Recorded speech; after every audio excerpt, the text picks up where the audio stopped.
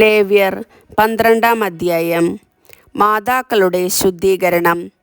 കർത്താവ് മോശയോട് അരുളിച്ചെയ്തു, ഇസ്രായേൽ ജനത്തോട് പറയുക, ഗർഭം ധരിച്ച് ആൺകുഞ്ഞിനെ പ്രസവിക്കുന്ന സ്ത്രീ ഋതുകാലത്തെന്ന പോലെ 7 ദിവസത്തേക്ക് അശുദ്ധയായിരിക്കും. 8-ാം ദിവസം കുട്ടിയെ പരിച്ഛേദനം ചെയ്യണം. പിന്നെ രക്തത്തിൽ നിന്നുള്ള ശുദ്ധീകരണത്തിനായി അവൾ 33 ദിവസം കാത്തിരിക്കണം. ശുദ്ധീകരണ ദിവസങ്ങൾ കഴിയുന്നതുവരെ വിശുദ്ധ വസ്തുക്കൾ സ്പർശിക്കുകയോ വിശുദ്ധ സ്ഥലത്ത് പ്രവേശിക്കുകയോ അരുത്.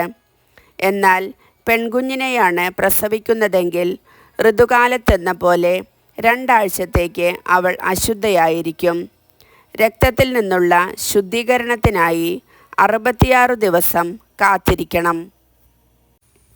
കുഞ്ഞ് ആണോ പെണ്ണോ ആകട്ടെ, ശുദ്ധീകരണത്തിൻ്റെ ദിനങ്ങൾ പൂർത്തിയാകുമ്പോൾ അവൾ കുഞ്ഞിനു വേണ്ടി 1 വയസ്സുള്ള ഒരു ആൺകുട്ടിയെ ദഹനബലിക്കായും ഒരു ചെങ്ങാലിയെയോ പ്രാവിൻ കുഞ്ഞിനെയോ പാപപരിഹാര ബലിക്കായും സമാഗമ കൂടാരത്തിൻ്റെ വാതിൽക്കൽ പുരോഹിതൻ്റെ മുൻപിൽ കൊണ്ടുവരണം. അവൻ അവയെ കർത്താവിൻ്റെ സന്നിധിയിൽ അർപ്പിച്ച് അവൾക്ക് വേണ്ടി പാപപരിഹാരം ചെയ്യണം. അപ്പോൾ രക്തസ്രാവത്തിൽ നിന്ന് അവൾ ശുദ്ധയാകും. ഇതാണ് ആൺകുഞ്ഞിനെയോ പെൺകുഞ്ഞിനെയോ പ്രസവിക്കുന്ന സ്ത്രീക്കുള്ള നിയമം. ആട്ടിൻകുട്ടിയെ സമർപ്പിക്കാൻ അവൾക്ക് കഴിവില്ലെങ്കിൽ 2 ചെങ്ങാലികളെയോ 2 പ്രാവിൻ കുഞ്ഞുങ്ങളെയോ കൊണ്ടുവരട്ടെ. ഒന്ന് ദഹനബലിക്കും മറ്റേത് പാപപരിഹാര ബലിക്കും.